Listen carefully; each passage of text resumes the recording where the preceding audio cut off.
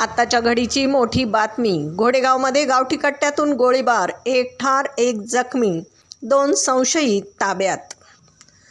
नेवासा तालुक्यातील घोडेगावमध्ये सायंकाळी 5:30 वाजण्याच्या सुमारास ही घटना घडली आहे।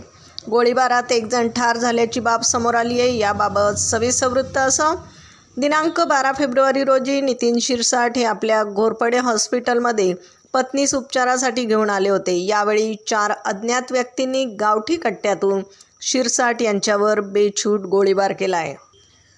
त्यामध्ये ते गंभीररित्या जखमी झाले। त्यांना तातडीने उपचारासाठी अहिल्यानगर येथील खाजगी दवाखान्यात दाखल करण्यात आले होते।